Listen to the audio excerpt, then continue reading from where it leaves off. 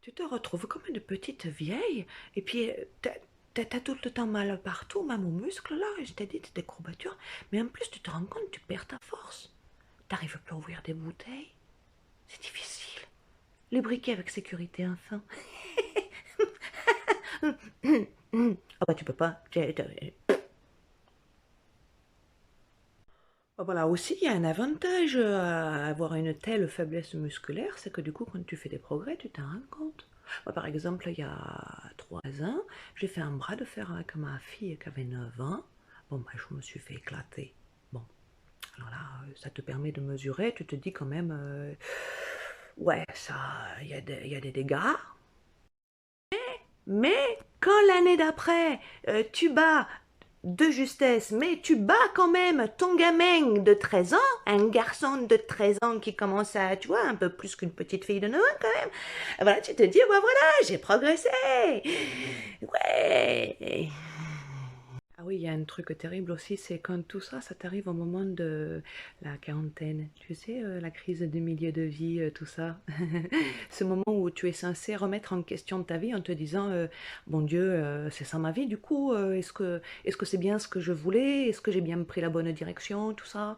Et bien là, tu arrives dans cette crise, tu te retrouves complètement comme une espèce de moule sur son rocher, là, et tu te dis, ah mais c'est déjà fini en fait, ma vie? Ah, moi, j'ai pas eu le temps de m'adapter, moi. J'ai pas eu le temps de rectifier le tir. Ah, j'ai 90 ans. Oh, putain. Ouf. Du coup, la crise de la quarantaine, tu la vis pas.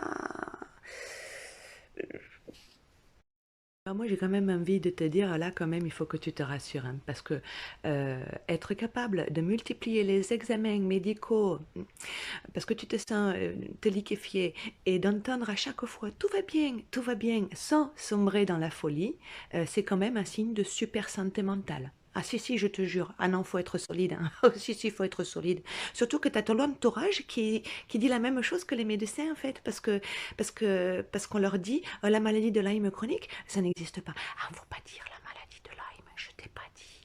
Ah oui, alors je t'explique. Tu dis jamais la maladie de Lyme. Non, non, non.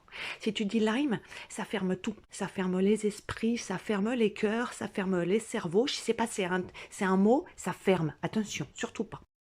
Alors tu peux dire, je souffre d'une infection froide. Ça c'est bien. Tu peux dire, je souffre d'un syndrome infectieux multisystémique. Oui, ça c'est bien, ça t'as le droit, ça oui.